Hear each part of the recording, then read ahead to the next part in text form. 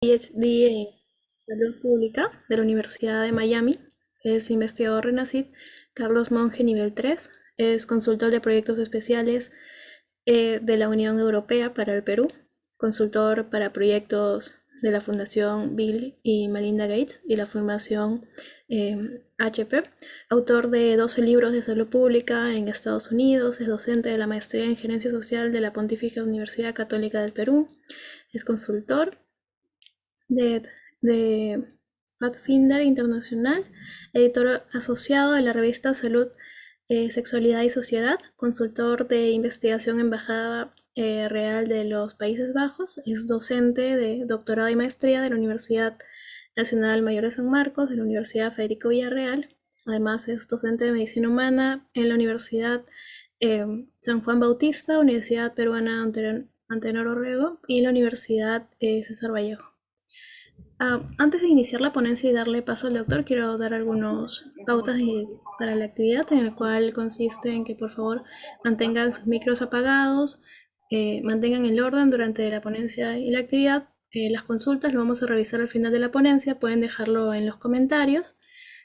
Y bueno, eso sería todo por el momento y el pretest allá. Es al final de la actividad por el chat de este mismo grupo. Ok. Doctor, cuando guste puede iniciar.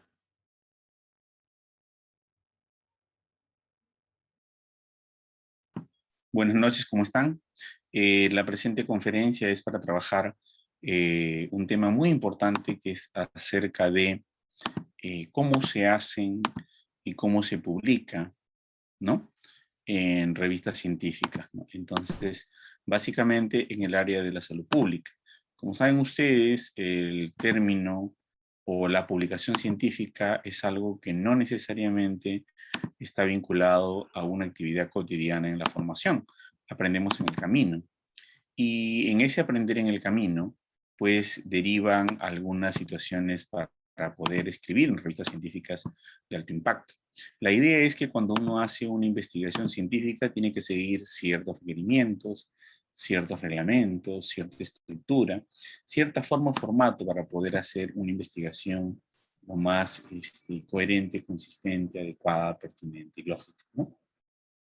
Entonces, cuando uno habla de la publicación de artículos científicos en salud pública, de lo que está hablando es de cómo seguir una estructura, un rigor metodológico, una secuencia lógica para poder hacer que dichas investigaciones sean adecuadas y aceptadas en revistas científicas de alto impacto. Si estas investigaciones no se escriben de la manera ordenada, de la manera secuencial, de la manera metodológica pertinente, no podríamos decir que la investigación científica o el artículo científico ha logrado su objetivo, que es estar bien escrito y difundirse a la mayor cantidad de personas a través de una revista que la mayoría consulte o la mayoría pues revise o lea. No tendríamos el alcance. Entonces hay que seguir las pautas.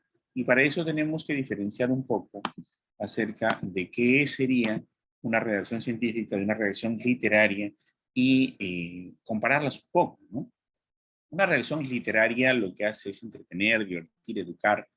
Puede entristecer, un cuento, una novela, te lleva a un mundo mágico dentro de la cual uno puede verse atraído, puede verse subsumido en un mundo de imaginación, de ilusión, de encanto, ¿no? Esto utilizan recursos metafóricos, vocabulario florido, epítetos, sinalefas, reduplicaciones,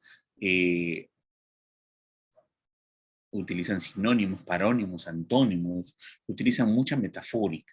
Entonces, incluso suele hacernos llorar, suele hacernos reír, suele meternos en el escenario. Sin embargo, la investigación científica o la redacción científica comunica un resultado. ¿No? Comunica un resultado a través de un documento que se llama artículo científico. Eh, hay que tener en cuenta, señores, de que aquí lo que se hace es que está escrito de acuerdo a las normas de la redacción científica, por lo cual debe ser claro, debe ser sencillo y debe ser conciso. Y debe entender el público objetivo al cual está vinculado el área de la investigación, no cualquier público. Entonces, un artículo científico tiene que tener la estructura adecuada y sobre todo si es en atención primaria en salud, en APS, si es en salud pública, obviamente el artículo científico tiene que tener la metodología adecuada para el público lector. Toda investigación tiene que adecuarse al público que la va a leer, al público que la va a recibir. Y ese público definitivamente es un público especializado, un público que conoce de la ciencia, pero sobre todo que conoce del área de la especialidad. Entonces, el artículo científico, como nos refiere Radnoff, dice que el artículo científico queremos saber desde el principio quién lo hizo. ¿Fue el mayordomo? Dice Radnoff. O sea, ¿por qué? Porque si un mayordomo en Inglaterra es una persona culta que escribe muy propiamente y muy elegantemente. Un artículo científico no es escrito de manera elegante ni con vocabulario de Real Academia de la Lengua. Es escrito con lenguaje científico, con la jerigonza científica, pero con elementos que estén vinculados o que estén incorporados a lo que es las palabras claves o los términos o palabras del lenguaje científico propio. Existe un lenguaje científico en el área de la metodología de la investigación, de la biología, de la medicina, de la sociología, de la antropología, de la psicología, y estas palabras tienen que ser adecuadas al grupo poblacional. Por lo tanto, un hablar elegante no es un hablar científico. Hay que tener en cuenta eso. Además, hay que exponer los hechos tan sencillamente como se puede, incluso audazmente. Nadie espera flores, elocuencia, ornamentos literarios, ¿no? Mark Errow nos dice que el artículo científico debe estar establecido de esa manera. Entonces, el estilo científico debe tener claridad, debe entenderse claramente lo que se quiere decir, debe ser conciso, debe ser preciso, ¿no? Además debe tener orden, secuencia, sencillez, naturalidad. Si el lenguaje científico tiene claridad, concisión, precisión, orden, secuencia, sencillez y naturalidad, se va a entender, porque lo que uno no quiere hacer es complicar o hacer algo complejo para que no se entienda. Uno quiere hacer que el grupo objetivo que va a leer nuestra investigación tiene que entender lo que nosotros hemos escrito. Entonces, señores, el artículo científico, según a mi parecer y el parecer de muchos escritores, muchos que hemos escrito libros y muchos investigadores, el hombre que grita, que da la ruta de cómo hacer un artículo científico es el señor Robert Day. Robert Day da todas las pautas sobre las cuales están hechas las revistas científicas del mundo. Este pionero médico en el área de la investigación, que da las pautas primordiales para esclarecer primero y escribir cómo se hace un escrito médico, luego escribe sobre el artículo científico donde todo el mundo toma la estructura que él propone, que es el INRIT, para que luego sea pues llevada a todas las estructuras. Y como tal, pues todos los investigadores del mundo y todas las revistas científicas del mundo siguen la estructura de este gran médico, que es el señor Robert Day, ¿no? Según Robert Day, el artículo científico es un informe escrito, publicado, que describe resultados originales de la investigación. Es escrito y publicado en cierta forma. El texto del artículo científico debe caracterizarse por la claridad y la concisión, y su estructura es el formato INRIT: introducción, material y métodos, resultados, discusión. El formato INRIT no es otra cosa que una tesis sintetizada. Repito, introducción, material y métodos, resultados y discusión. A eso nos referimos con el formato INRIT. Pero la investigación científica no nace desde ahora, ¿no? Ya tiene una trayectoria durante mucha larga data, mucho tiempo. Como ven ustedes aquí, más o menos 2000 años antes de Cristo, existían las primeras comunicaciones de la ciencia acerca de las primeras epidemias, primeros eventos importantes, que es a través del papiro, ¿no? Luego ya los pergaminos, 190 años antes de Cristo, el papel, 105 años después de Cristo, la imprenta con la invención, este gran trabajo hecho por Gutenberg en el año 1455, permitió pues la publicación de gran cantidad de libros y revistas que nos subsume al mundo de la literatura y el mundo de la lectura. Este mundo de la literatura y de la lectura nos hace a nosotros pues conocer más allá de nuestra imaginación aquello que solo lo conocíamos en vivencia propia. Entonces, el aparecer de la imprenta logra pues un destello inimaginable de producción científica increíble a través de todos los tiempos. Entonces aparecen a partir de aquí centenares de libros ya en el año 1500. En el año 1881, por primera vez, Louis Pasteur, sin saberlo, utiliza este estilo bien interesante que hoy en día lo conocemos como INRIT: introducción, material y método, resultados y discusión. Entonces el señor Pasteur hace esta estructura muy interesante que pues es llevada al mundo entero y es escrita y redactada, concisada, estructurada en varios libros por el señor Robert Day no hace mucho tiempo, ¿no? Entonces ya en el año 2004 habían más de 90.000 revistas científicas que cumplían este formato IMRIT y ahora hablamos de millones de revistas científicas en el mundo, ¿no? Entonces, señores, ¿qué es lo que nosotros vamos a hacer en un formato IMRIT? ¿Qué es el IMRIT, no? Aquí está I de introducción, que nos permite identificar qué problema se estudió. M de métodos, cómo se estudió el problema, cuál fue la metodología. R de resultados, cuáles fueron los hallazgos que están vinculados a nuestro estudio. De discusión, qué significan esos resultados. Entonces, eso sería, señores, el IMRIT. Introducción, material y métodos, resultados y discusión. Entonces, esta es la secuencia lógica con la cual se debe escribir y publicar investigación científica en salud pública, pero no solo en salud pública, en cualquier área del conocimiento, ¿no? Entonces, un artículo científico consta de, vamos a ver las partes preliminares rápidamente. Consta de título, autor, institución, ¿no? Consta de resumen y palabras claves. Además de eso, tiene partes de un cuerpo, ¿no? Tiene la introducción, material y método, resultado, discusión, conclusiones. Tiene partes finales, agradecimiento, referencias bibliográficas y diversos apéndices. Entonces, como vemos acá, estas son las partes de un artículo científico. Y estos componentes de un artículo científico tienen que regirse cuidadosamente al tipo de revista que nos implica trabajar, ¿no? Entonces, ¿cuáles son las características del título? Es importante que nosotros hablemos del título por la sencilla razón de que el título es lo principal y lo primero que se vende en una investigación. Si el título es llamativo, atractivo, interesante, no poético, sino ampliamente descriptivo, nos va a nosotros a meter al trabajo de manera resumida y concreta. Entonces, prácticamente nos va a decir qué esperamos encontrar y qué necesitamos conocer. Entonces, el título nos va a mostrar en un resumen de 15 a 20 palabras de qué se trata la investigación. Entonces, el título, ¿cómo debe estar escribiéndose, no? Debe ser claramente indicativo del contenido.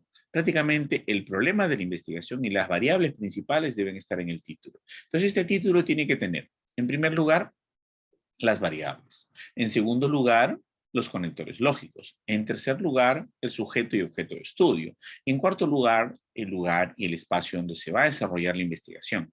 Y esas 4 condiciones o características deben ser tan bien planteadas que nos deben permitir a nosotros, en esas 15 a 20 palabras, conocer todo lo que va a ocurrir si leyéramos el artículo científico.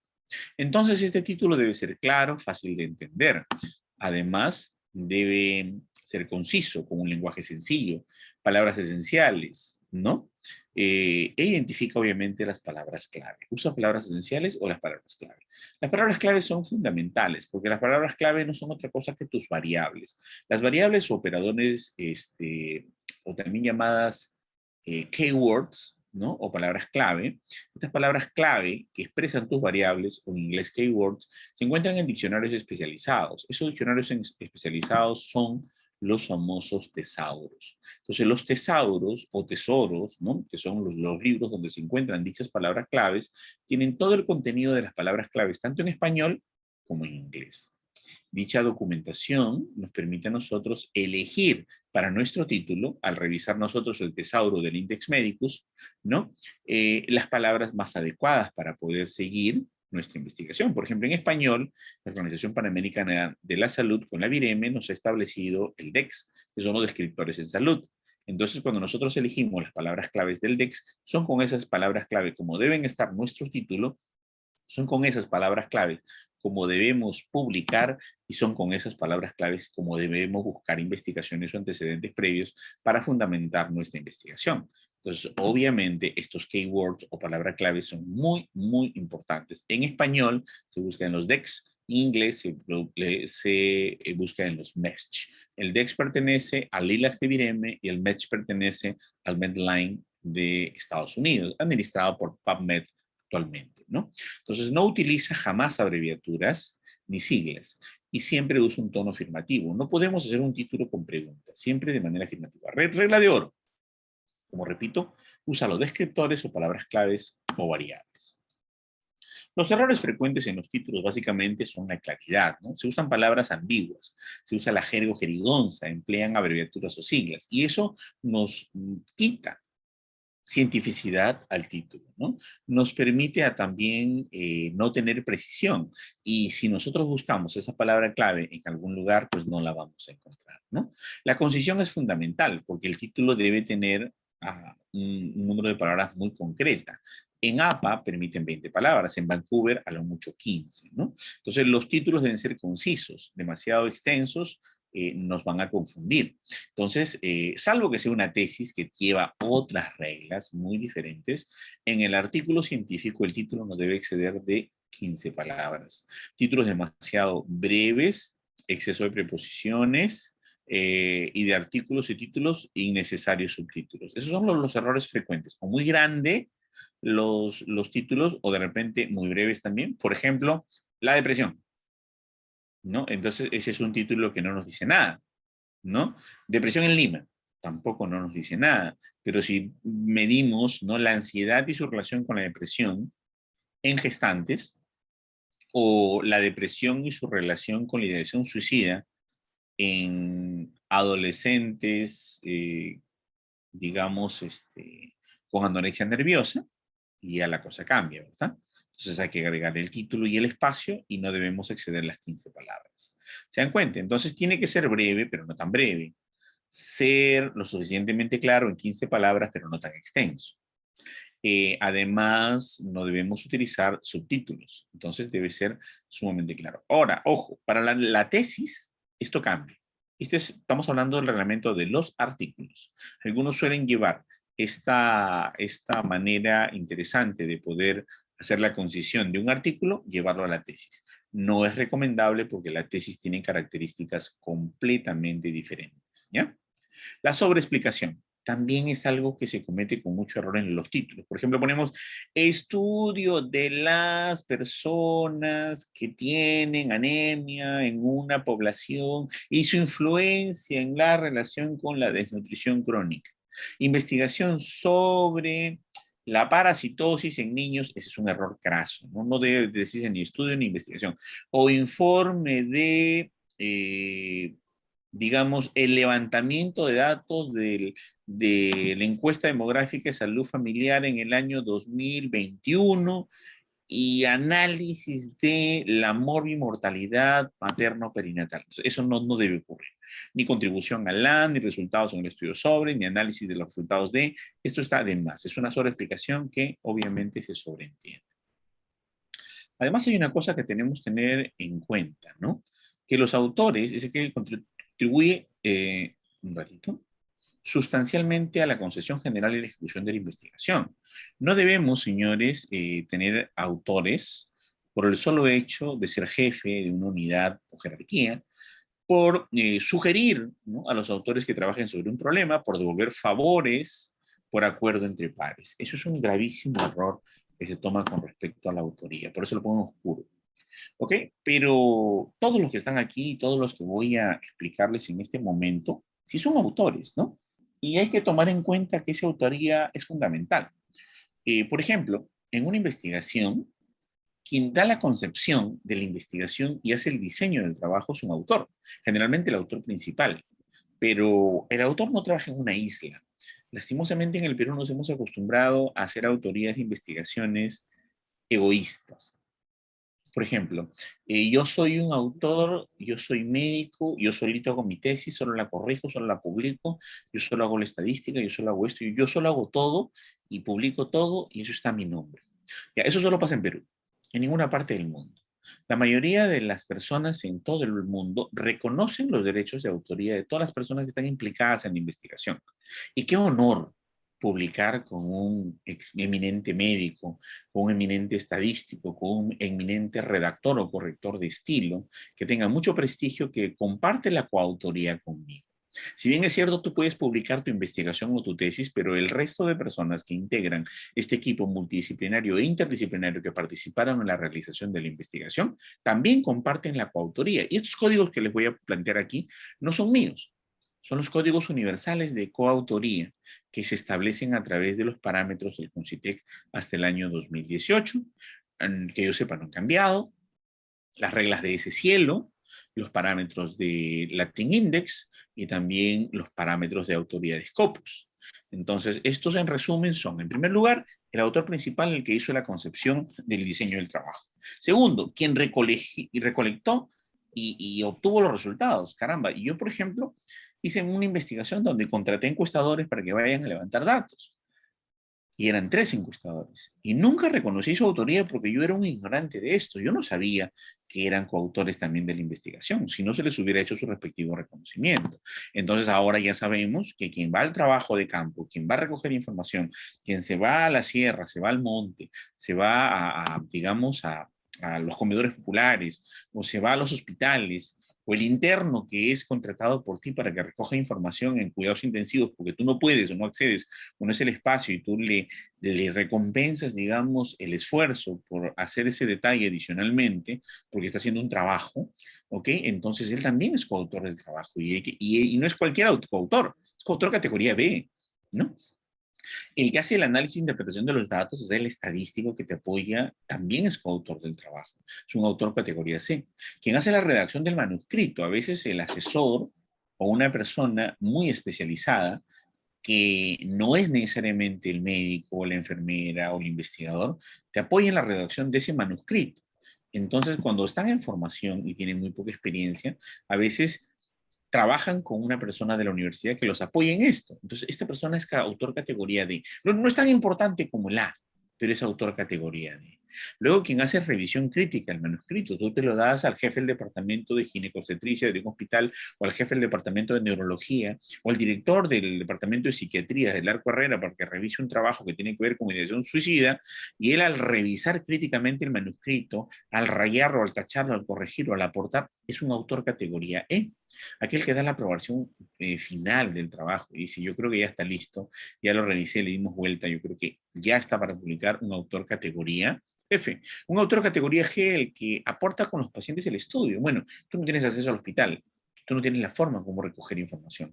Y dice, mira, yo tengo una clínica y acá en la clínica tengo 40 pacientes. Yo voy a hacer el estudio contigo, vamos a hacer el seguimiento, vamos a aportar con los pacientes y vamos a hacer el seguimiento y voy a permitir que la investigación se ejecute de manera ordenada, coherente, lógica. Entonces, eso es un autor categoría G. Y caramba, el que obtiene el financiamiento también. O sea, ese puso el dinero, pero sí, está reconocido como el que puso el dinero, el que financia, el que obtiene el financiamiento de la investigación. Es un autor de menos relevancia, pero es un autor de categoría H. El que hace la asesoría estadística, el que te explica, no el que metió los datos al SPSS, reportó las tablas y cuadros, que es la persona que hace el análisis e interpretación de los datos. No, no. El que te asesoró, el gran estadístico que solo te dice, oye, aplica chi cuadrado, aplica esto, aplica el otro, aplica regresión lineal, los ratio, correlación múltiple, regresión logística, análisis de covarianza, T-student, ¿no? Aplica esto, compara estos grupos, divide en 3 grupos, anula la muestra, reduce, la aumentala. Ese también es un autor de categoría y que hace la asesoría temática o administrativa para poder, la asesoría técnica o administrativa para poder terminar mejor y construir mejor el trabajo, es un autor categoría J. Y finalmente otros, que hay que definirlo, pueden también pertenecer a la coautoría. Es por eso que ustedes, señores, cuando leen una investigación americana en un journal tipo Sage Journal, o en PubMed, o en LILACS, o en Web Science, Science Direct, en JSTOR, o Medline o cualquier base de datos tipo EBSCO, van a encontrar revistas científicas indexadas de Scopus, como el American Journal of Gynecology Obstetrics, el Lancet, Nature, o por ejemplo, American Journal of Psychiatry, o por ejemplo, American o London Journal of Therapy, no sé, Nature Therapy, ¿ok? Entonces, muchas de estas revistas ustedes van a encontrar un artículo que fue motivo de investigación a lo mejor de uno, pero tiene 7 autores, 8 autores, 5 autores, 4 autores. Entonces, oye, ¿por qué tanto, no? Y es obviamente por esta clasificación de autores, porque en todo el mundo se reconoce la autoría.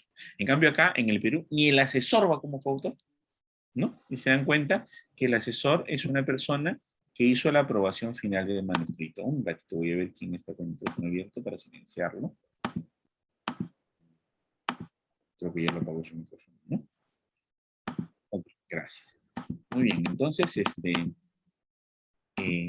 esto es con respecto a las categorías de la autoría. Y es muy importante, señores, conocer esto, porque si uno no lo conoce, pues va solo, publica solo, y solo como egresado reciente, como un estudiante de medicina, de psicología, de enfermería o de cualquier carrera vinculada a la salud o áreas afines, quiere publicar su trabajo y pues va solo y no tiene experiencia, está con una escritura muy vaga, muy simple, muy sencilla, muy minimalística, con poca experiencia de interpretación o redacción, solo muestra datos descriptivos, no hace pruebas como Chico Arao, no hace regresiones, no sabe interpretar, entonces pobremente lo que puede hacer es resumir su trabajo de tesis, ponerlo allí sin la mayor experticia de los demás y obviamente no lo publican. Entonces, a las finales hay un perjuicio al ser una sola persona, un egresado, un graduado, quien quiere publicar su tesis, ¿no? Y el grave perjuicio es que no vamos a aprovechar, primero, la gran experticia para convertir en un trabajo de investigación interesante, en un trabajo importante y en un trabajo que se aproxime al mundo, que es lo que se tiene que hacer en salud pública, básicamente, ¿no? Entonces, señores, estos códigos de participación de la coautoría son muy importantes. Entonces, vamos ahora a hablar del resumen, ¿no? Un ratito, si me permiten. Acá lo pasó. Con respecto al resumen, tenemos que tener en cuenta dos cosas, ¿no? Primero, que el resumen tiene que cumplir con un cierto número de palabras. El resumen no es algo que se pueda improvisar. El resumen es algo que tiene que trabajarse y se hace al final de toda la investigación. Entonces, en el resumen, ¿qué debemos hacer? En el resumen debemos orientar, ¿no? Orientar. Ay, se me pasó. Antes el resumen en la primera página, ¿no? La primera página se ha escrito el título, el nombre del autor, la afiliación, fuente de financiamiento, estudio, conflicto de interés, etc. Eso es muy importante, el conflicto de interés. Porque, por ejemplo, ustedes trabajan para una empresa que vende antiinflamatorios no esteroideos y sobre todo naproxeno sódico, y ustedes van a hacer una investigación sobre la eficacia en naproxeno sódico comparado al ácido acetil salicílico en la reducción de la cefalea crónica por migraña, entonces usted tiene un conflicto de interés. Tiene que ponerlo ahí, ¿no? Yo trabajo por una empresa y trabajo en la línea de ácido acetil de naproxeno sódico y la empresa es tal, entonces tiene que poner que hay un conflicto de interés. Y eso se muestra y se reconoce, y es mejor decirlo antes que a uno le ponga una fe de ratas o una carta al editor donde el trabajo luego digan retirado, ¿no? Que sería pues algo que nos dé más desprestigio que aquello que se aproveche de manera correcta y uno muestre las limitaciones que se tienen. Una de las grandes limitaciones es el conflicto de interés. Un conflicto de interés importante, por ejemplo, yo trabajo en una minera y en una minera pues yo soy el médico y quiero ver el diagnóstico de cáncer y de plomo en sangre en los pacientes, pero la minera me paga a mí. Y hago una investigación donde demuestro que los pacientes están de lo más saludables y no tienen plomo en sangre y no tienen ningún efecto causante de esa enfermedad o de alguna enfermedad vinculada con el plomo o cáncer, ¿no? Entonces, obviamente, yo tengo un conflicto de interés y ese conflicto de interés yo tengo que expresarlo. Es muy importante expresar, señores, ese conflicto de interés. Entonces, además, hay que indicar nombre, dirección, teléfono, fax, correo, autor, ¿no? De quien debe enviar la correspondencia. El título no debe tener más de 100 letras y espacios y no debe tener abreviaturas, como habíamos explicado hace un momento, o de 100 letras o máximo 15 palabras. Entonces, ahora vamos a hablar básicamente del resumen, ¿no? El resumen debe orientar al lector a identificar el contenido básico del artículo de forma rápida y exacta. Permite al lector decidir si leer el artículo completo o no, porque caramba, yo leo un resumen, ¿no? Con las palabras necesarias sintetizadas, ¿no? Lo más sintético posible y digo, no, este artículo no me interesa, me retiro, ¿no? El contenido del resumen debe ser los objetivos, la metodología empleada, los resultados, ¿no? Y las conclusiones. Además, lo que es importante aquí es que todo artículo científico debe poner un buen resumen y debe estar estructurado, bien hecho el resumen, porque luego cuando a mí me van a citar en otras investigaciones van a coger el resumen, lo van a copiar, lo van a pegar, van a poner los autores, van a ponerlo en contexto, van a ordenarlo, van a concatenarlo, de repente algo para frasearlo, pero me lo van a citar casi el 90% igual y va a ser prácticamente una cita literal. Entonces, obviamente, mientras mejor esté escrito, yo voy a ser citado con mayor claridad y con mayor frecuencia. Si no está bien escrito el resumen, obviamente no me van a citar correctamente, ¿no? Y la persona que me cita a lo mejor va a tener que hacer otro resumen porque el resumen mío quizás no es muy explicativo. Y la idea es que ese esfuerzo no se dé, es que el resumen debe ser clarísimo. Por eso la regla de oro es que el resumen debe ser autoexplicativo, ¿no? El resumen es lo que mejor debe estar escrito. O sea, todo debe estar escrito excelente, todo, pero el resumen es algo infalible que debe estar perfectamente diseñado. Los trabajos originales, ¿no? Los estudios de casos y los temas de revisión, ¿no? Tienen un número de palabras. Los estudios originales, ¿no? O artículo original, más o menos tienen 250 palabras el resumen. Los temas los estudios de casos, ¿no? 125 palabras. Y los estudios de revisión, revisiones sistemáticas, metaanálisis o trabajo de búsqueda bibliográfica o búsqueda sistemática, como se le llame, tienen alrededor de 250 palabras. Pero señores, esto varía un poquito de acuerdo a la revista, ¿ya? Hay revistas que te dicen 300 palabras y ya, caramba, 300 palabras. Hay revistas que te dicen, tienes un límite de 90 palabras, como me tocó publicar una vez en una revista que tenía 90 palabras. ¿Y cómo meto todo en 90 palabras? ¿No? Entonces hay que adecuarse a la revista, ¿no? No se colocan nunca notas al pie de página o referencias bibliográficas en el resumen, porque es eso, señores, un resumen. Bueno, entonces ya tenemos el resumen y la portada, ya tenemos un artículo y vamos a empezar con el LIMRIC. La primera parte del LIMRIC es la introducción. La introducción hay que presentar los antecedentes, ¿no? Que fundamenta el estudio. En la introducción, más o menos es una página a doble espacio, máximo página y media a doble espacio. Porque más o menos un artículo científico es en Times New Roman a doble espacio con 2 y medio, ¿ok? Entre 8 a 16 páginas, dependiendo de el artículo científico que sea, el tipo de artículo. Entonces, dentro de eso, tiene que más o menos tener una página y media la introducción, con muchas citas, muy bien construida. ¿Por qué con muchas citas? Porque la introducción presenta, señores, los antecedentes, las investigaciones previas que fundamentan el estudio, la temática general, por lo tanto, todo el marco teórico sintetizado en un párrafo, ¿no? Definir el problema de la investigación. Debe estar claramente descrito ahí. Se identifica las variables, las revisiones bibliográficas, el marco teórico, los objetivos del estudio, el planteamiento de hipótesis. Y se formula obviamente la pregunta a manera de problema, a manera interrogativa o a veces inmerso dentro del texto.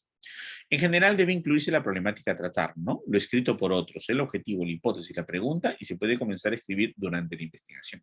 La introducción no tiene que estar al inicio. Muchas veces yo hago la introducción al final de toda la investigación. Obviamente, existen varias formas de hacer una investigación, ¿no? Yo soy de las personas que escriben, obviamente, la introducción cuando ya he terminado mi trabajo. Hago una introducción en un plan de tesis inicial. Normalmente en una investigación final puede que quede poco o nada de esa introducción inicial, porque yo al investigar me alimenté, mejoré, perfeccioné, revisé mejor literatura, fundamenté mejor mi trabajo, ¿no? Luego de la parte de la introducción viene la metodología. En la metodología acá pues hay que describir, ¿no? El diseño de investigación, ¿no? Se explica cómo se llevó a cabo esta investigación. Se resume el tratamiento estadístico, los datos levantados, procesados, la validez, la significancia, proporcionar información suficiente para que un lector competente pueda repetir el estudio. Esto es muy importante.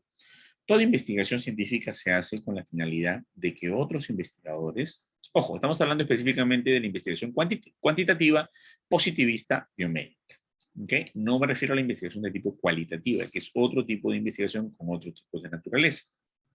Que de repente en algún taller posterior les expliquemos acerca de ello con la metodología, que es muy distinta a esta. ¿Ok? Entonces aquí lo que tenemos que describir es el diseño de investigación. Esto sí es universal. ¿Cómo se llevó a cabo la investigación? Paso a paso. ¿Cómo se hizo el muestreo? ¿Cómo se distribuyó los criterios de inclusión, exclusión y eliminación? ¿Cómo se hizo los criterios de selección? ¿Cómo se hizo la selección al azar? ¿O probabilística o no probabilística? Luego, ¿cómo se preparó el instrumento? ¿Cuántas partes tiene? ¿Cuántos componentes? ¿Cuántas etapas? ¿No? ¿En cuánto tiempo se aplicó? ¿Se va a aplicar? ¿Qué tiempo demoró o demorará? ¿no? En este caso ya es un artículo realizado, qué tiempo ha demorado, en cuántas veces se hizo, cuánto seguimiento hubo, cuántas veces se visitó a la persona o al paciente, en cuánto tiempo, cuántas historias se revisaron en caso de historias, cómo se hizo el trabajo, cómo se recogió todos esos datos, cómo se llevó a la computadora, cómo se vació la información de ¿cómo se llama?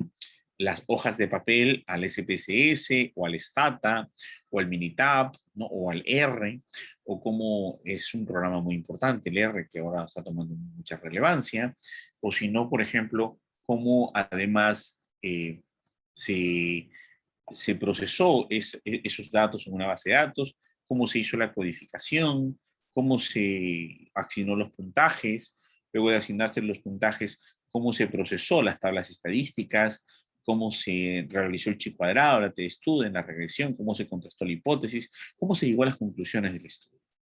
Eso es muy importante. Entonces, todo esto se hace y se escribe en la metodología. Y la metodología debe ser clara y precisa para que otra persona, cuando revise tu método, lo pueda aplicar. Si aplicaste un experimento, el tiempo que duró, cómo duró, qué técnicas, qué métodos, qué formas, ¿no? Qué estructuras. Muy bien. Resultados. Una vez que has terminado tu investigación, ¿no? Vas a presentar los resultados.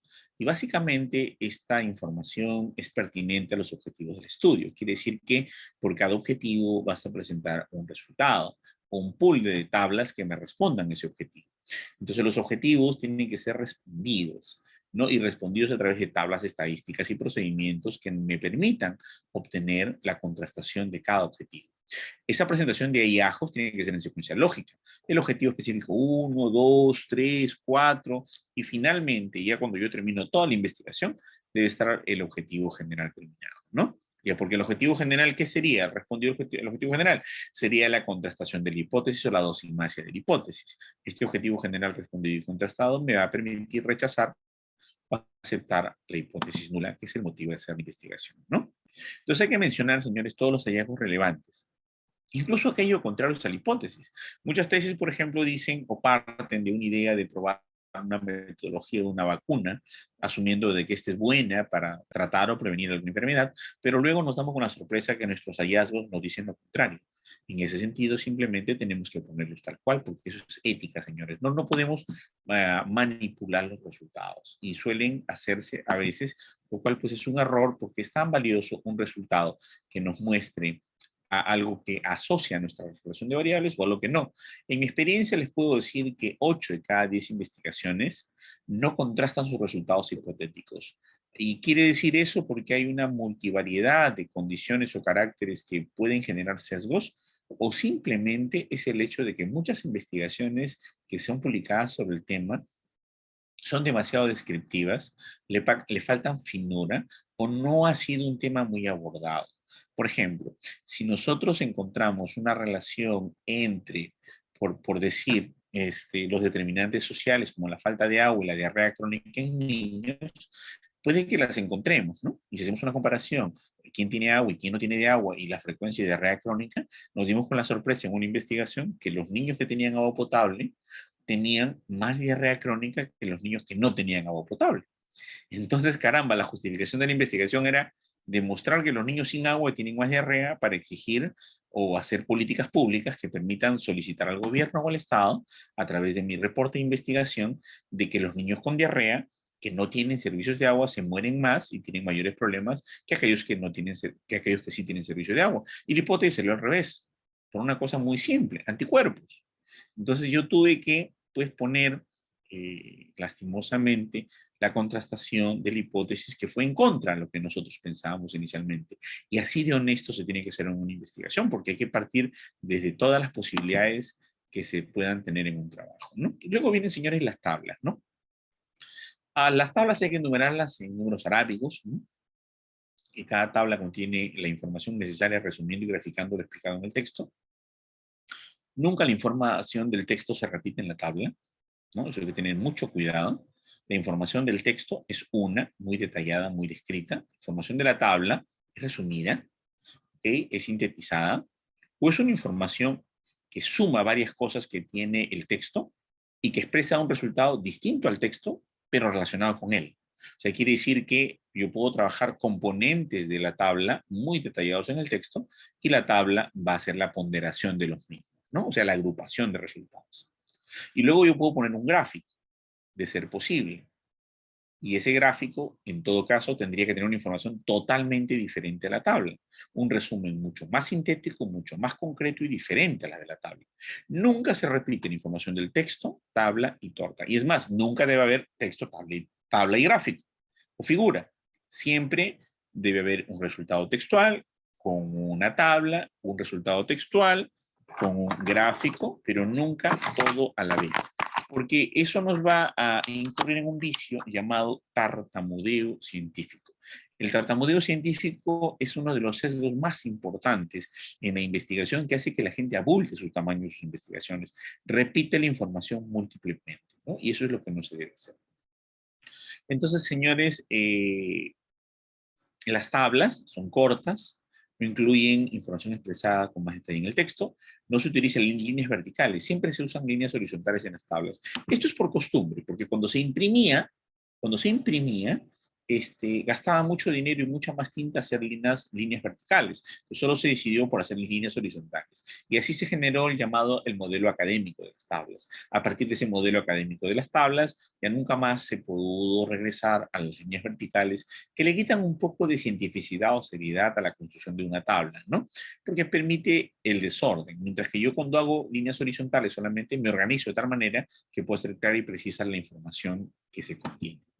Cuando trabajo en las figuras, cada figura, señores, debe ser citada en el texto. Si yo pongo una figura y no tiene una cita, no se refiere a nada y no es comentada por nada, ni siquiera referenciada, entonces obviamente eso no es válido, ¿no? La figura debe ser citada en el texto, ¿no? Como se refiere a la figura 1, ¿no? Como se observa en la figura 1, el tumor de, ¿no? de Pancoas que se observa en la figura 1. No, caso de síndrome de Horner que se observa en la figura 4, ¿no? Y así, debe estar bien detallada y relacionada con lo que se está escribiendo. Podemos enviar sonografías, fotomicrografías, ilustraciones a color, cosas de muy buena calidad, ¿no? Y de muy buena reproducción, porque de lo contrario la figura ya no se vería bien, ¿no? Las letras y marcas e identificaciones deben ser claras en áreas críticas de las microfotografías, ¿no? Siempre se pone un textito aparte, fuera de la figura. Normalmente cuando uno envía una revista por impreso, tiene que enviar las fotos en un sobre, pero ahora que es virtual, igual, tenemos que poner una carpeta en la cual digamos qué tiene la fotografía y adjuntarla, ¿no?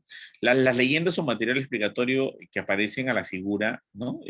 Nunca deben estar escritas en la figura, debe ser fuera, ¿no? O acompañando a la figura. El nombre del autor y el número de la figura también debe ser colocado, porque a lo mejor no es una figura nuestra, es una figura que corresponde a un autor diferente y hay que colocar la citación correspondiente, porque de lo contrario estaríamos incurriendo en plagio.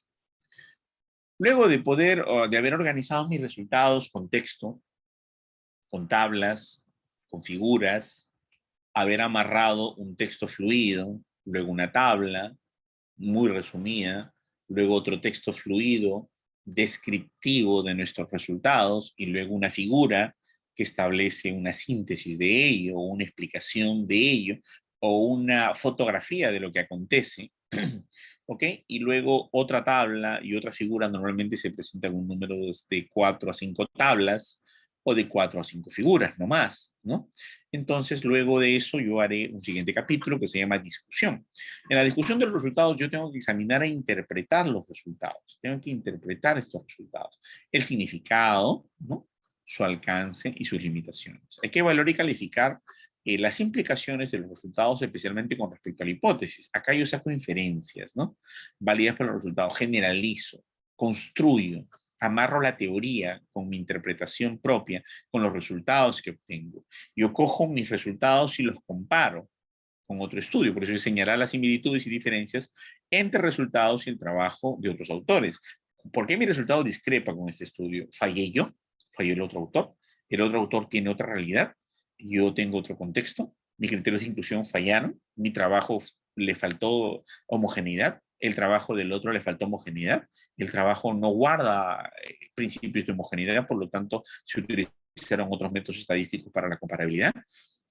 Somos realidades distintas, hay altitudes diferentes, la hemoglobina es diferente en la sierra que en la selva, mi trabajo está hecho en la costa, por lo tanto se difiere por tal o tal motivo. Empezamos a comparar resultados.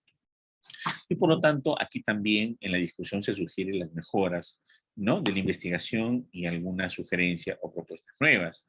Obviamente, como ven aquí, en la parte de la discusión, figura dentro de ella, o a veces, según la revista, como un capítulo aparte, con las conclusiones, ¿no? Y estas conclusiones, como saben ustedes, responde a la pregunta de investigación hecha ya en la introducción, ¿no? En la introducción, esta pregunta de investigación debe estar aquí respondida. Como le digo, depende de la revista si me permite colocar las conclusiones o simplemente dentro de la discusión, un párrafo final donde me permita concluir. Esto es muy importante, ¿no? Ahora, al final del artículo, nosotros podemos colocar los agradecimientos. Los agradecimientos es para reconocer la cooperación de personas o entidades que ayudaron al autor en su investigación o revisaron el manuscrito y ayudaron pues en la redacción. No se pone agradecimiento a un familiar, a las mascotas, a las personas que ya no están con vida, nunca es eso, sino eso denota nuestro desconocimiento del método científico.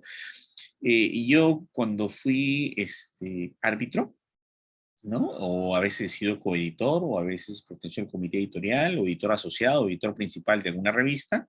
Una de las cosas por la cual rechazamos al ojo un artículo es cuando los agradecimientos eran un familiar. Si una persona pone un agradecimiento a un familiar, ni leemos el artículo, automáticamente sabemos que esa persona no conoce de investigación. Automáticamente, porque eso refleja una enorme desconexión del método científico. Sí. A ver, un ratito, vamos a silenciar a HP. No sé qué pasó. Bien, okay. Entonces, estábamos diciendo de que estos agradecimientos se hacen a las personas que participaron en el proceso de investigación. Aquellas personas que no participaron en el proceso de investigación, pues no le podemos dar el agradecimiento, ¿no? En una tesis, igual. Y lo que es la dedicatoria, sí, quizá podría dedicarse a alguna persona fallecida o algún familiar, pero el agradecimiento siempre es a aquellos que participaron en la parte técnica de la investigación. Nunca el agradecimiento es para otras personas que no se vinculen a la investigación. Eso hay que tener mucho cuidado, que dice mucho de cuánto conocemos del método científico y de cuánto conocemos la parte de cómo hacer un trabajo, ¿no? Entonces, la bibliografía objetiva, ¿no? Cuando tenemos una bibliografía hay que tener en cuenta varias cosas. Hay que identificar las fuentes originales de las ideas, ¿no? Conceptos, métodos, técnicas provenientes de estudios anteriores. Hay que citarlos, hay que respetar al autor. No cometer plagio, ¿no? Más o menos debemos tener unas 30 referencias bibliográficas como mínimo. Por ejemplo, la secretaria nada más de un comité editorial de una revista, lo primero que hace es ver si cumple la forma en la revista. Si encuentra que un artículo tiene menos de 30 citas y refiere las instrucciones al editor, a los autores, que la revista debe ser muy fluida y de tener mucha literatura y debe pasar de 30 referencias y debe ser de los últimos 5 años, si no cumple con ese criterio, no pasa ni de la secretaria al comité editorial, menos a los pares, a nada. Automáticamente se rechaza el artículo porque no cumple con lo mínimo, ¿no? Entonces, la gran mayoría de las revistas científicas pone como un mínimo de 30 referencias bibliográficas. Y de los cuales la mitad, por lo menos, deben ser de los últimos 5 años, porque si se refiere a antecedentes o investigaciones previas, estas sí deben ser referentes de los últimos 5 años. Salvo un tema de COVID, ¿no? El tema de COVID no puedes poner de los últimos 5 años, porque solo es de los últimos 2 años o 2 años y medio, ¿no? Es muy, muy reciente. La tesis de grado, ninguna califica como bibliografía o referencia bibliográfica para un trabajo de investigación. Si tú pones tesis de grado, tesis de maestría como citas, ¿no? En tu artículo científico, esto no ha sido publicado en una revista indexada, a menos que sea de ProQuest, y ni aún así, ¿no? No te lo van a valer como una referencia adecuada. Entonces, mucho cuidado, siempre deben ser referencias bibliográficas de revistas indexadas, ¿no? Se escribe para expresar, no para impresionar. Es muy importante. Y hay que tener otra cosa que dilucidar, la forma de citar. Los psicólogos que acá están presentes van a citar en formato APA, los ingenieros en formato ISO 690, ¿no? Los abogados citarán en formato Harvard. MLA, ¿no? Será para todos los que son administradores. Chicago para todos los que son contadores y Vancouver para todos los que son del área de ciencia de la salud y medicina. Pero acá tengo que hacer un acápite en Vancouver. Cuando en Estados Unidos o en PubMed o en Medline tú vas a ver literatura en formato Vancouver, no vas a encontrar. No va a aparecer formato Vancouver. Dices, pero caramba, ahí me enseñó Vancouver toda la vida. No vas a encontrar Vancouver. Entonces vas a ver las referencias bibliográficas, cómo están hechas, y vas a encontrar dos formatos. El formato National Library of Medicine, NLM, ¿no? Y el formato AMA, American Medical Association, que varían muy poco entre ellos. Y el estilo del AMA, American Medical Association, y del NLM, el National Library of Medicine, son lo mismo que en español el Vancouver. La única diferencia que el Vancouver en Latinoamérica le ponemos en línea, disponible, consultado tal fecha. Y en inglés esto no va. Esto ha sido desterrado hace más de 5 a 6 años en Estados Unidos. O sea, el Vancouver americano, que es el National Library of Medicine o el AMA, ya no pone jamás el disponible y consultado, ¿no? Y ya no está hace tiempo, hace mucho tiempo. Pero en Latinoamérica seguimos poniéndolo, entonces no podemos hacer nada porque, caramba, los que cualifican formato Vancouver acá no le hacen caso mucho a los americanos o no se han tomado el detalle de revisar como la National Library of Medicine y el formato AMA ya quitó de hace mucho tiempo el disponible y el consultado, ¿no? Entonces, sin un formato AMA o NLIM, que es equivalente a Vancouver, tú vas a encontrar lo mismo de aquí sin la palabra disponible y sin la palabra consultado en tal fecha, ¿no? Vas a encontrar simplemente la cita como ustedes han visto. Acá hay un artículo científico, miren. Acá tenemos un título. Acá tenemos los keywords o palabras claves. Acá tenemos un resumen y tenemos un abstract, ¿cierto? Y acá tenemos los autores con las respectivas fechas. En una revista científica siempre debe decir qué fecha se recibió y qué fecha se aprobó. Este se aprobó en diciembre, ¿no? Y se aprobó en diciembre también, y fueron más o menos 7 días de revisión.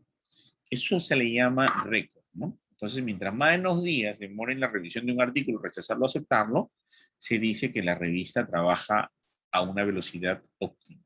Muchas revistas en el Perú pues demoran bastante. Yo tengo una revista presentada, un artículo presentado en una revista en el año 2017. Ya me respondieron la semana pasada que va a salir publicado mi artículo. Miren, lo mandé en el 2017, ¿no? Para que tengan una idea. Miren cuántos años han pasado solo en Perú, ¿no? Entonces aquí demoraron 7 días. Y estamos hablando de hace mucho tiempo, no estamos hablando recientemente. ¿Ok? Entonces, señores, es importante tener en cuenta esto, ¿ya? Entonces, del 3 de diciembre al 10 de diciembre del 99 se aprobó. Acá está muy bien trabajado todo esto. Yo encuentro algunos errores en esta siguiente. Bueno, acá tenemos la introducción, ¿cierto?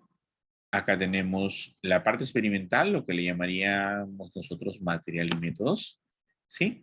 Sin embargo, bueno, esta parte experimental se explica el material y este artículo, muy bien interesante, se va de frente a agradecimientos y la bibliografía. Es muy escueto el desarrollo de el marco teórico, que diga los resultados, ¿no? Es un error clásico en muchas investigaciones, sobre todo de biotecnología o de biología. En el área médica no ocurre eso, ¿no? Tendríamos que tener nosotros resumen, abstract, introducción, material y métodos, resultados, discusión y luego referencias bibliográficas o bibliografía, como te lo pida la revista científica, ¿no? Bien, bien, señores, vamos a hablar rápidamente de los tipos de artículos. Cuando hablamos entonces de los tipos de artículos, estamos hablando de que hay ensayos, artículo original, artículo de revisión, comunicaciones o relato de experiencias, reseñas y biografías. Vamos a poner sinónimos porque esto genera mucha confusión. El ensayo es el ensayo, eso ni vuelta que darle, ¿no? El ensayo es una producción muy original, 90% tu escritura de la crítica, mucha literatura científica, pero 90% de la literatura está interpretada, volcada, mejorada, pulida, cambiada, criticada, almacenada, ¿ok? Y prácticamente es algo basado en ciencia, pero de mucha creatividad tuya. El artículo científico, también llamado artículo original, ¿ok? Es como una investigación con las partes que ya les mencioné. Introducción, material, resultado, discusión, ¿ok? Básicamente con tablas, cuadros, gráficos, ¿no? Figuras, etc. Con estadística. El artículo de revisión, o también llamada revisión bibliográfica, o también llamado metaanálisis, o también llamado búsqueda sistemática, cualquiera de esos es un artículo de revisión, metaanálisis, revisión bibliográfica, búsqueda sistemática, ¿ok? Cualquiera de esos es un artículo de revisión o un review, ¿no? Tiene la característica de hacer una investigación literaria en base a muchos resultados, muchas investigaciones previas, construye una evidencia y te muestra una realidad descrita. ¿Ya? Entonces, esa realidad está basada en los últimos artículos más importantes y por lo tanto este review o artículo de revisión lo que hace es ponerte en orden de toda la literatura científica actual y la ordena, la construye, hace cuadros de los cuadros, tablas de las tablas de los otros artículos y es como hacer una tesis de las tesis, una investigación de las investigaciones previas. Eso es lo que hace un artículo de revisión. A diferencia de la monografía, que es un copia y pega de teoría, ¿ok? Parafraseado, interpretado, analizado, mejorado, pulido, ¿ok? Lo que son artículos de revisión en el área de ciencia de la salud es mucha construcción propia y mucho análisis bibliográfico de lo que existe como resultados de investigaciones, no como teorías preexistentes. Hay que tener mucho cuidado con eso. Las comunicaciones son relatos de experiencia, denominada también estudios de casos o reporte de casos. ¿No? Yo tengo un caso, por ejemplo, de una enfermedad de Hashimoto, con un cáncer complicado a nivel de granuloma de cuerdas vocales, con quimioterapia resistente, ¿no? Y con cobaltoterapia resistente en estadio inicial, en una neoplasia intraepitelial grado 1, entonces, pero con una diseminación masiva al inicio nada más, entonces me podría ser un caso interesante de poder explicarlo y de poder contarlo y es un estudio de casos, o de casos, si es que hay varios casos, ¿no? Entonces, estas comunicaciones o relatos de experiencia se puede llamar así, la revista te le puede poner el nombre como quiera, y uno tiene que utilizar el nombre de acuerdo a cómo la revista lo pone o lo pide. Eso es muy importante, ¿no? No vamos a poner, no, lo mío es un estudio de casos, es un reporte de casos, no, pero yo te pido una comunicación de experiencia, un relato de experiencia. No, no tengo, yo tengo un reporte de caso. No, uno tiene que adecuar la sinonimia. Eso tiene que tenerlo muy en cuenta, ¿ya? Las reseñas y las bibliografías, ¿no? Las biografías también son importantes, ¿no? Las biografías son fundamentales porque pueden hablar acerca de alguna persona o alguien y escribir un artículo acerca de ello. Cuando hablamos de reseñas, hablamos de una comunicación corta, ¿ok? Que puede ser considerada también como una o dos páginas acerca de algo que yo quiero comunicar o informar. Además de estos, hay otros tipos de artículos, como por ejemplo cartas al editor, y algunas otras situaciones que no las voy a tocar en esta oportunidad, porque de lo que tratamos es de producir algo que nos sea valioso a nosotros en la construcción e indexación de nuestros artículos como aporte a la evidencia. Las cartas al editor, por ejemplo, el CONCITEC acaba de considerarlas como que no son relevantes para la puntuación de los investigadores. Y enhorabuena, porque muchos mandan un montón de cartas al editor a diferentes lugares y eso los hacía investigadores, cosa que no es así, ¿no?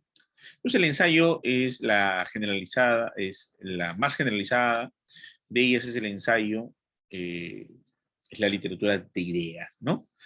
La literatura de ideas, o sea, la literatura de lo que nosotros tenemos y nos basamos en información. O sea, esa literatura que tenemos y las ideas que le ponemos y la interpretación y análisis que le damos es lo que nos permite construir un ensayo. Significa la preocupación estética de la creación de recursos expresivos que suman un afán utilitario, el planteamiento y el debate de temas de interés actual. Esto que nos dice Gabriel Vargas Acuña es muy importante. Por lo tanto, el ensayo no es otra cosa que un análisis hermenéutico filosófico basado en teoría fundamentada, en teoría fundada, en aquello que hacemos como la elucubración del análisis de la teoría y de la ciencia en base a la crítica pura, la crítica fínica de mi análisis epistemológico, de mi análisis hermenéutico, de mi análisis filosófico personal acerca de algo. O sea, básicamente es construcción pura. Sin embargo, el ensayo no es una herramienta muy utilizada en el área médica, ¿no? Hay muchos artículos médicos, pero no son los más frecuentes, ¿no? Encontramos que el 99.999% de los artículos publicados son todos menos ensayos, ¿no? Sin embargo, hay algunos casos que sí hemos encontrado este tipo de publicaciones. Entonces, por eso tenemos que tocarla. Entonces llevan el nombre de ensayos escritos relativos a muy diversos campos: historia, ciencia, filosofía, política, ¿no? La extensión oscila entre algunas pocas páginas, que es lo que pide una revista científica, a varios cientos de páginas, como por ejemplo el ensayo de 7 ensayos de la realidad peruana, ¿no? O el ensayo sobre la ceguera de José Saramago. Bueno, no era un ensayo, él pretendía ser un ensayo, pero se convirtió en una novela a las finales, ¿no? Pero el ensayo puede tener muchas páginas, ¿no? Y tranquilamente pues una tesis doctoral, un ensayo. La rigurosidad de los planteamientos va desde el análisis impresionista hasta un detallado marco conceptual. El vehículo de la comunicación puede ser un periódico, un libro, una conferencia, un trabajo de grado o una publicación, un artículo científico. Es muy dejado el ensayo últimamente porque amerita mucho análisis. Y el pragmatismo de convertirnos en seres muy, muy mecánicos y metidos muy a la investigación cuantitativa nos ha hecho abandonar un ensayo. Sin embargo, es una herramienta valiosa. Pueden presentarse como aproximaciones o esbozos iniciales también, ¿no? Entonces el ensayo puede parecerse a la monografía. No sé si ustedes recuerdan cuando hacían monografía ustedes en la universidad o en los primeros siglos o en el colegio, ¿ok? O al artículo científico. Puede tener esas formas, puede parecerse a uno o puede parecerse al otro. Sin embargo, no es necesario subdividir detalladamente el escrito con títulos, subtítulos, subtítulos, como lo hacen en una monografía. Aquí puede ser un libro escrito en prosa, un documento escrito en prosa, ¿no? Es en vista de que no se leen los ensayos para conocer datos. Acá no interesa el conocimiento de los datos, ¿no? Aquí tenemos menos citas bibliográficas que en otros, ¿no? Sin embargo, hay revisión bibliográfica, pero no hay cita literal. En eso hay que tener en cuenta esto, ¿no? Más vale las ideas, ¿no? Que sus representaciones mismas, ¿no? No son necesarias fórmulas, cuadros, tablas, son de carácter persuasivo y es un espacio de intercambio con el lector.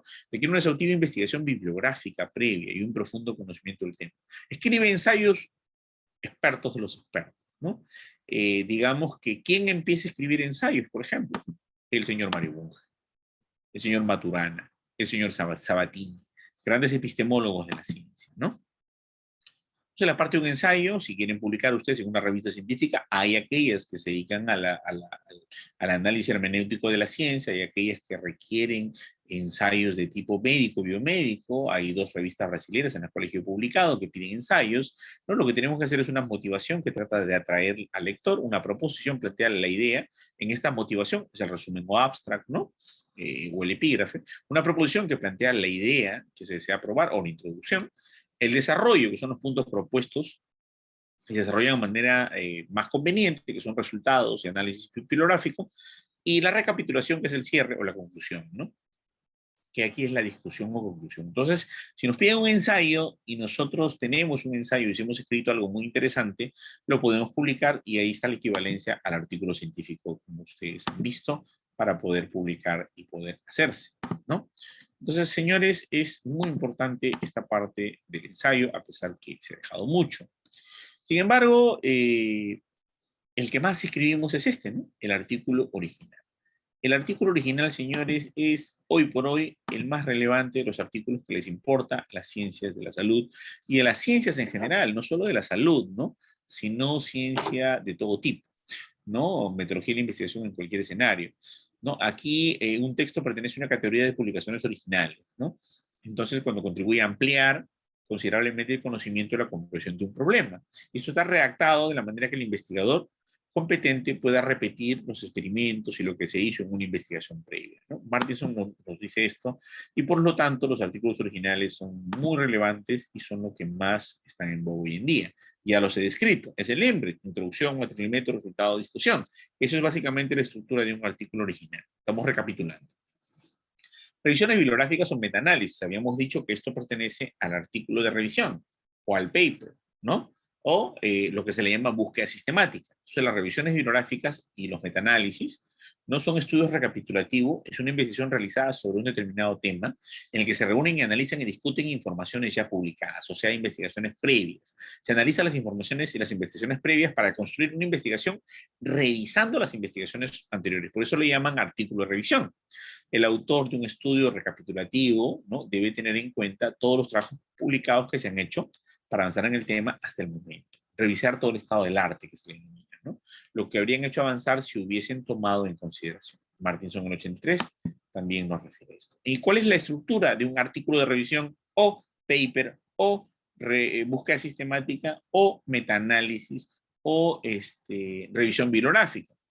De todos esos que son parte o clasificaciones o sinónimos de lo que es el review, paper o artículo de revisión, tenemos la introducción, el marco teórico, el aporte de las fuentes, el análisis, las conclusiones y la bibliografía, ¿no? Entonces, señores, las revisiones bibliográficas toman un punto muy importante. En el área médica exclusivamente se llama búsqueda sistemática.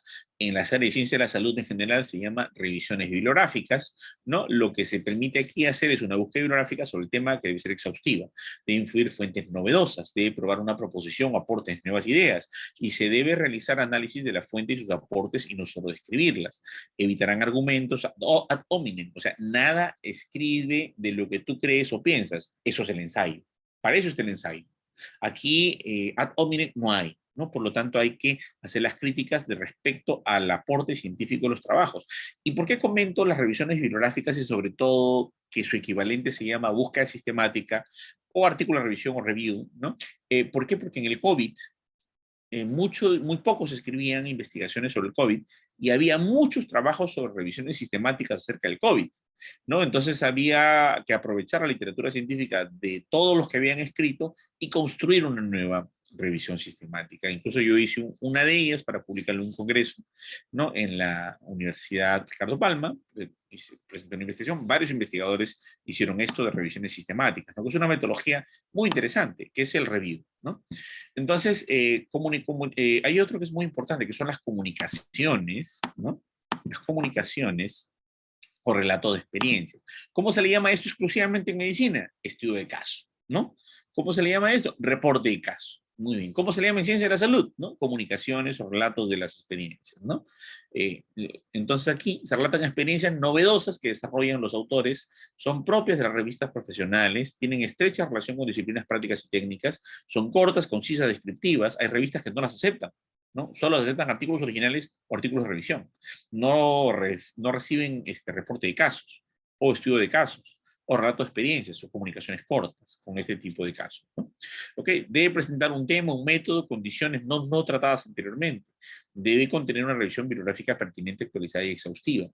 Caramba, no voy a presentar, por ejemplo, el único paciente con diabetes mellitus que yo analicé, lo hago mi reporte de caso y lo envío. Si uno publica en una revista depredadora, o predadora como le llaman, y paga sus 800 o 1000 dólares por esa publicación, de repente la aceptan, ¿no? Y sale que Periquito Johnson ha publicado un trabajo en la revista tal, ¿no? Hablando diabetes mellitus, un caso de diabetes tipo 2 en Lima Metropolitana, y bueno, yo diría que ese trabajo carece de mucho prestigio, ¿no? Porque lo que tiene que ser un reporte de caso es novedoso. Si no hay situación de que es algo raro, extraño, nuevo, diferente, no diríamos que es mérito hacer un estudio de caso o publicar este tipo de trabajo, ¿no?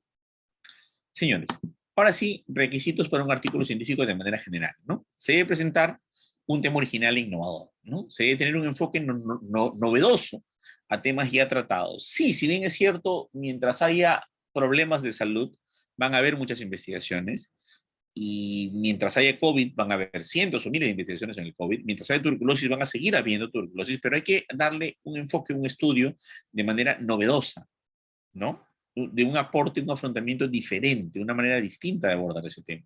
Hay que llevar a cabo una aplicación metodológica nueva o diferente al tratar un tema. A lo mejor, caramba, estudiamos la tuberculosis ya no con el método de revisión de historias, sino haciendo una entrevista, un cuestionario semiestructurado a los pacientes vía form, ¿no? En las cuales ellos se abran más y sea un cuestionario, por ejemplo, de 90, 80 preguntas, y que la validación o el instrumento que se aplique evalúe otros factores o determinantes sociales vinculados a su problema que no se evaluaron anteriormente, pero sigue siendo un tema de determinantes sociales vinculados a tuberculosis, sino que yo podría estudiar otros factores que otros autores no lo han considerado, no lo han evaluado, no lo han estudiado. Entonces, ahí tiene que ser el aporte novedoso. Es muy importante ver esto.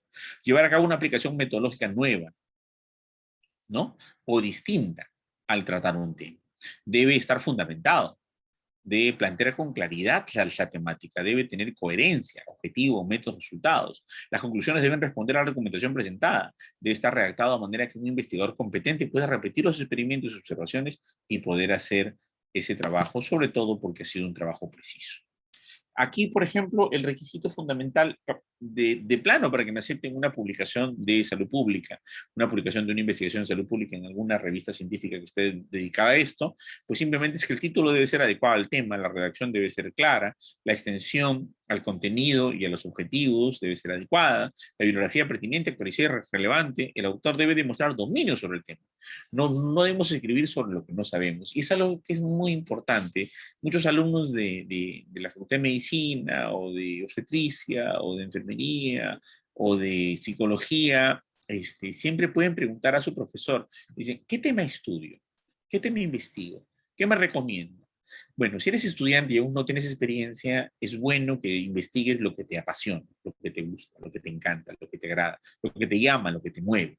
Si ya eres una persona especialista, investiga sobre lo que conoces, no investigues sobre lo que no conoces, porque uno de los problemas más grandes es investigar temas que no me competen. Porque no voy a tener solvencia, no voy a poder responder, no voy a poder escribir bien, no voy a poder redactar con claridad, no voy a poder tener precisión. Y por lo tanto, obviamente, no va a salir un buen trabajo. Y siempre hay que seguir, señores, instrucciones de los autores. Siempre hay que seguir las instrucciones de los autores. Si nosotros no seguimos las instrucciones para los autores que tienen las revistas científicas, nos van a rechazar nuestro artículo. Y eso es lo que no queremos. Bien. Entonces, en la revista que nosotros vamos a publicar es importante saber cuál es el CIT Score, el Shimago Journal Rank y el Short Normalized Impact Per Paper, que son la forma como está catalogada o cómo está puntuada una revista en su nivel de indexación. Eso tiene que ver muy importante, señores. Otra cosa que tenemos que revisar también los 56 indicadores de impacto. Estos 56 indicadores de impacto son relevantes porque esto nos va a hacer y acreditar que la revista o el comité editorial o la universidad que se encarga de estos indicadores pues son de relevancia y por lo tanto tiene un peso importante esa revista. Siempre es importante publicar en una revista científica que tenga el prestigio necesario, que tenga un GCR adecuado, que esté en Scopus, que esté en DICE, en Latin Index, en Resch, en Kerk, en Carhus, ¿no? Y en otros niveles de indexación importantes. Y eso lo valoramos de acuerdo a la altimetría, ¿no? O sea, en la altimetría tenemos indicadores clásicos, bibliométricos, formales, opinión de expertos, mixtos, y las altimetrías que incorporan la comunicación web 2.0. Entonces, nosotros tenemos que cualquiera de estos métodos para valorar cómo está puntuada esa revista científica. Y los indicadores bibliométricos de cuánto leen esa revista en la que quiero publicar, cuánto citan los artículos de esa revista en la que quiero publicar, cuánto está difundida, cuánto llega al mundo, cuánto descargan los PDFs, cuánto compran la revista, cuánto es difundida, cómo deciden las políticas, el Shimago Journal Rank, ¿no? El SNP, ¿no? Y el IPP son elementos que se tienen que mirar en una revista para saber qué valor tiene. Y se refieren básicamente al número de citas, factor de impacto 5 años, factor de inmediatez, factor de vida citada, de vida media citada, vida media del citante, el factor Eigen, la influencia del artículo, el índice H, el índice G, ¿no? El índice H o índice Hirsch, que es lo que estaban pidiendo hace algún tiempo con Scopus, ¿no? El Shimago Journal Rank, que es la clasificación del ranking de las universidades por la cantidad de publicaciones científicas que han hecho sus alumnos en revistas científicas indexadas. Es importante saber esto, ¿no? El SNP, el Subnormalized Impact Per Paper, y el IPP, que es el Impact Per Publication, ¿no? Entonces, esos indicadores yo los voy a revisar en las revistas científicas y obviamente si está en Web of Science, yo ya estoy seguro que tiene algún tipo de indexación importante, ¿no? Y que está vinculado con alguien. Medline está en Web of Science, ese cielo está en Web of Science, Inside está en Web of Science, ¿no? La IMA World Core Collection, bueno, son sus subcomponentes de la Web of Science, que lo dirige la Thomson Reuters. Entonces, el Journal Citation Report me va a decir, caramba, que cualquier revista que esté indexada en la Web of Science o en la WOS, yo sin mayor problema la elijo para poder publicar mi artículo científico, ¿no? Pero si yo tengo la duda, yo tengo que entrar a la revista, tengo que ver su factor de impacto, ¿no? Su factor de impacto es la media de veces de los artículos de una revista publicados en los años anteriores que han sido citados en el año seleccionado. O yo puedo ver su índice Hirsch, ¿no? Que el autor alcanza un índice H cuando X igual a X cuando se ha publicado al menos X artículos que se han obtenido de al menos X citas de cada uno. Entonces es importante de conocer el índice H. El índice G es dado un conjunto de artículos ordenados por orden decreciente el número de citas recibidas, ¿no? Y el más importante de todos para mí es el Shimago Journal Rank.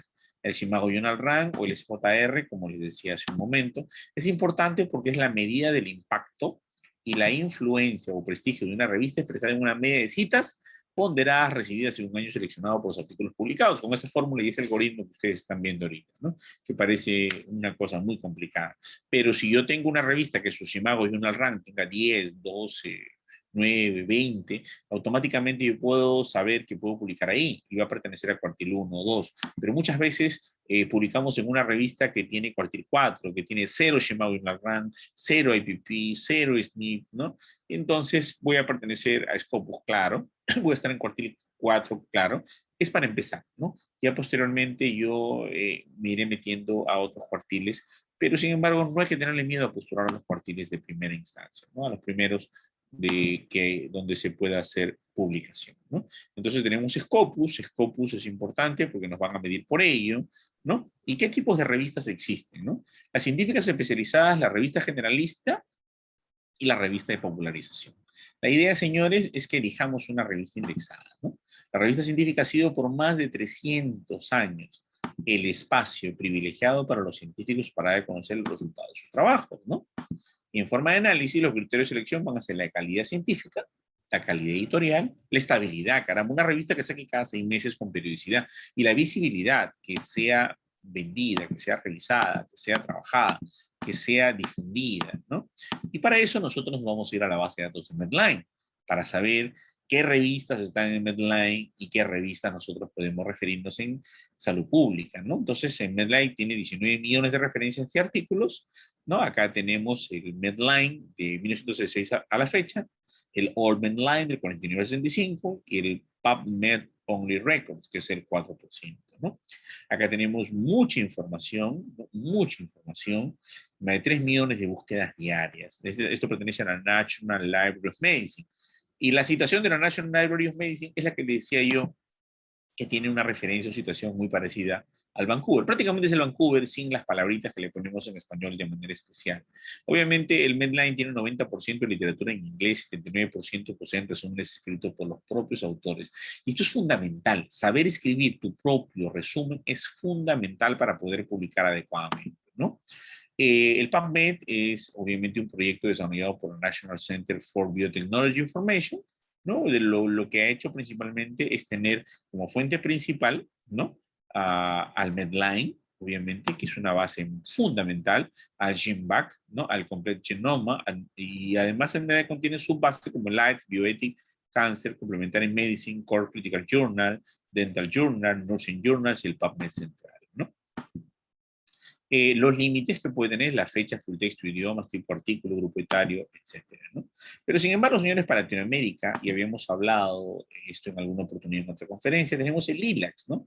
La literatura latinoamericana del Caribe en la ciencia de la salud. Es un proyecto de la Organización Panamericana de la Salud con la Organización Mundial de la Salud. Olvidaba decir que el Medline es de la Organización Mundial de la Salud y el LILACS de la Organización Mundial de la Salud con la OPS, ¿no? La Organización Panamericana de la Salud, ¿no? Es una base de datos de ciencias de la salud, ¿no? Trabajada por BIREME, ¿no? Es una biblioteca de Brasil muy importante que trabaja todo esto como soporte para la OPS y la OMS y trabaja desde el año 1980, indexa más de 1.100 revistas y contiene 400.800 registros. Es fundamental que ustedes acceden al LILACS, ¿no? Y porque ahí se encuentra la literatura científica en español más relevante. Nos vamos olvidando poco a poco, por favor, del Google.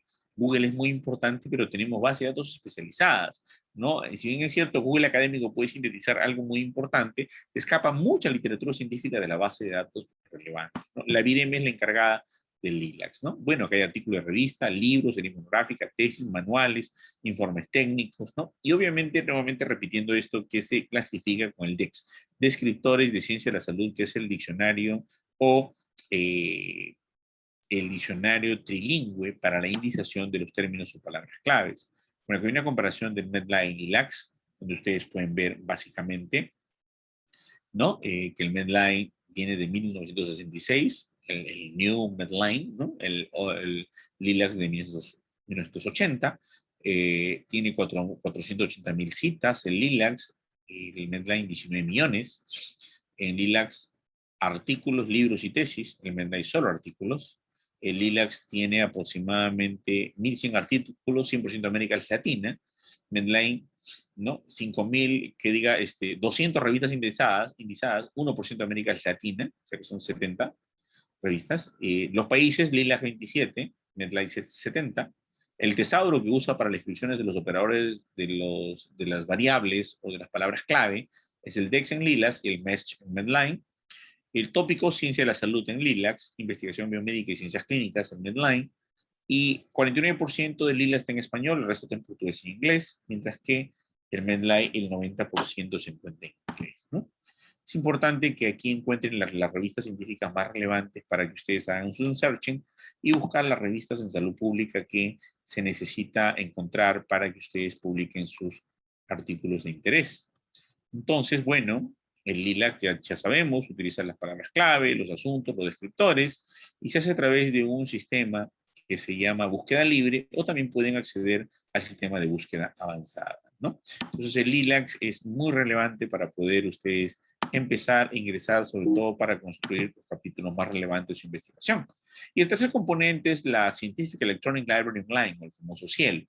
Esta es una iniciativa también de la FAPEPS y la BNMT de Brasil, la misma que conduce el LILACS. Y obviamente esta trabaja una metodología común para la preparación, almacenamiento y diseminación de literatura científica, pero aquí ya no solo es medicina. Ya está agronomía, ingeniería, educación, psicología, ciencias de la salud en general, pero también sociología, antropología e historia. Bueno, señores, espero que les haya interesado la conferencia del día de hoy. Gracias por el tiempo y bueno, pasamos con las administradoras de la conferencia para darle el agradecimiento respectivo y ver qué preguntas existen. Gracias, muchachos. Agradecemos al ponente por la excelente presentación que nos acaba de brindar. Y bueno, como nos comenta, también pasamos a las preguntas. Si hay alguna intervención, por favor dejarlo por el chat del grupo o si gustan pueden prender sus micrófonos. Vamos a dar unos 3 minutos, ¿le parece, doctor? Sí, está bien. Ya, a ver.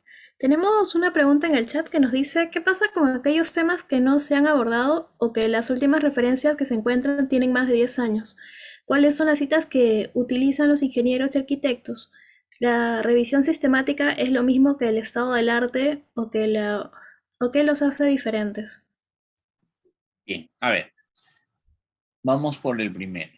Los arquitectos, ¿no? Utilizan dos tipos de citas. La primera cita es el MLM y la otra cita es la Chicago, dependiendo de la universidad americana en la que estudien. Obviamente en el Perú no utilizan estilos internacionales, deberían hacerlo. En el Perú todo el mundo se uniformiza. Y ahora, por ejemplo, están uniformizados con el APA. Hace algunos años utilizaban todos Vancouver. Ciencia de la Salud siempre ha usado Vancouver, pero muchos de otras profesiones usan el APA. Entonces, obviamente podemos usar y debemos usar la literatura científica que nos dice o nos rige la revista científica a la cual vamos a publicar o la universidad a la cual nos dice qué norma recibir. Primer punto. Segundo punto. Con respecto a ver, ¿cuál era la otra parte de la pregunta? Disculpe, la tengo a medias. ¿Escucha? Sí, doctor. Acá está. Sí, Ok. sí lo estoy viendo, ¿no? La literatura por más de 10 años. Sí, la literatura por más de 10 años. ¿Qué ocurre con la literatura que tiene que ver más de 10 años? Una cosa muy simple. Habíamos dicho que 50% de la literatura exigen la mayoría de las revistas científicas que pertenezcan a los 5 últimos años. No todas las revistas científicas te exigen eso. Por ejemplo, el primer artículo del COVID, el primer artículo publicado sobre el COVID en PubMed, en la base de datos PubMed, que era de una revista china, que era por Wu Yang, ¿no? Este señor Wu Yang hace un primer artículo y utiliza literatura científica de la gripe española, de 1918. Obviamente, no había más antecedentes. Era la primera publicación del COVID-19. Y también publica y también coge literatura científica del año 2006, donde refieren al SARS. llamada también el coronavirus tipo 1 o el SARS-CoV-1, ¿no? O el SARS-CoV simplemente, que es la primera pandemia del SARS. Entonces, obviamente utilizó literatura del año 2006, que es muy lejos de la fecha actual, y utilizó literatura en 1919 para referirnos a la gripe española. Cuando apareció el MERS, ¿no? Por primera vez, el 100% de la literatura científica se refería a la gripe española. Quiere decir que la literatura científica hay que mirarla de forma relativa, porque no siempre se puede cumplir con los 5 últimos años. Y la mejor prueba de lo que tenemos es el COVID, ¿no? Lo que acabamos de vivir. Gracias.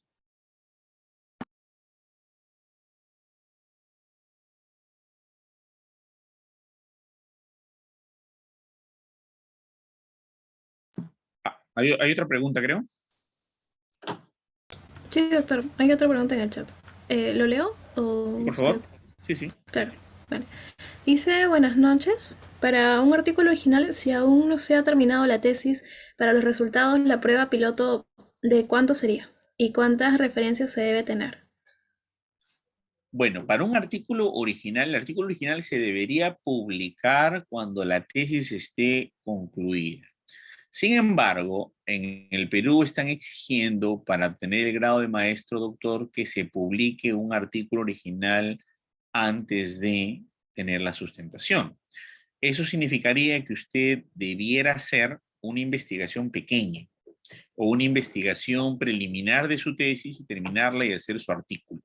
Eso, digamos, que es una cosa traída entre gallos y medianoche, una cosa muy informal que en el Perú están haciendo en varias universidades para incrementar la producción científica. Sin embargo, lo que es recomendable es que la tesis, una vez que esté lista, se pueda publicar y resumir después en alguna revista indexada. Primer punto. Segundo punto, es que la revisión sistemática que tiene que hacerse, o la revisión de la literatura que tiene que hacerse para hacer dicha publicación, es que sea de los años que puedan ser. La referencia y la regla que recomienda Robert Day en la redacción del artículo científico en su libro, que es el libro base para todas las referencias y todas las publicaciones de artículos científicos del mundo, de todas las especialidades, porque es el padre de la redacción científica de todas las áreas que nacen en el área de la medicina, dice que la mitad por lo menos debe tener los últimos 5 años y el resto pueden tener mayor cantidad de años. Y las referencias bibliográficas siempre son más de 30. La mayoría de revistas científicas exigen más de 30 años. Sin embargo, si el tema es muy tocado, si el tema es muy último, si el tema es muy reciente y la literatura científica abunda, ahí podemos incrementar la exigencia y decir que el 80% de las revistas, de las citas deben ser de los últimos 5 años. Y si es aún muy nuevo, como el caso del COVID, ahora que ya pasó 2 años y medio, digamos que 100% de las investigaciones debieran ser de los últimos 2 años desde que apareció la pandemia hasta la fecha actual. Pero si tu trabajo es, por ejemplo, de la Delta, solamente cogerás investigaciones de la Delta, que serán de los últimos 4 meses. O sea, hay que tener mucho cuidado con la exigencia, porque es relativa a la petición de la antigüedad, de la fecha de las referencias bibliográficas. Es muy relativa y porque depende de la temática que estudie. ¿Ok? Gracias. Gracias, doctor. Vemos que no hay más consultas. No sé si a su chat directamente le habrán enviado alguna consulta. ¿Podría revisar, por favor? No hay nada. Ok. Entonces, agradecemos, bueno, le agradecemos nuevamente por...